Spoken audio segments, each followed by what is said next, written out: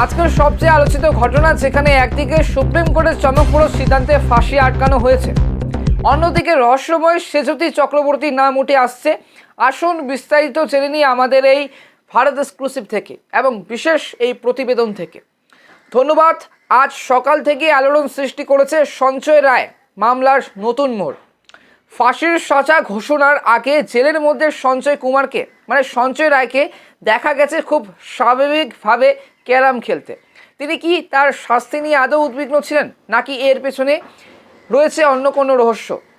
সঞ্জয়, যিনি দীর্ঘদিন ধরেই এই মামলার কারণে খবরের শিরোনামে, আপনারাও দেখেছেন যে বর্তমানে সঞ্জয় রায়, যিনি দীর্ঘদিন ধরেই এই মামলার কারণে খবরের শিরোনামে রয়েছেন, তার ফাঁসির আদেশ আটকানোর পেছনে এই যে সুপ্রিম কোর্টের দুই বিচারকের গুরুত্বপূর্ণ ভূমিকা।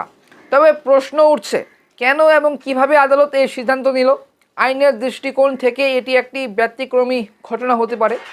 বিচারকেরা নতুন তথ্য ও প্রমাণ যাচাইয়ের জন্য যে ফাঁসির আদেশ স্থগিত করেছেন, তবে পুরো বিষয়টি এখনও কিন্তু আদালতের পর্যবেক্ষণে রয়েছে।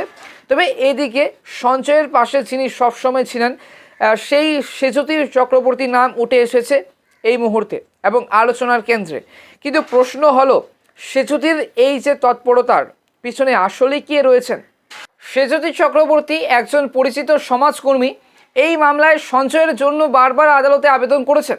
তবে এর পিছনে কোনো ব্যক্তিগত উদ্দেশ্য আছে কিনা তা নিয়ে শুরু হয়েছে গুঞ্জন। তবে এই মামলার প্রতিটি দিক এখন জাতির নজরে। সঞ্জয়ের ভবিষ্যৎ কি হবে, সেজতি চক্রবর্তীর ভূমিকা নিয়ে আসল সত্য কি, বিস্তারিত জানার জন্য চোখ রাখুন অবশ্যই কিন্তু আমাদের এই ভারত এক্সক্লুসিভে।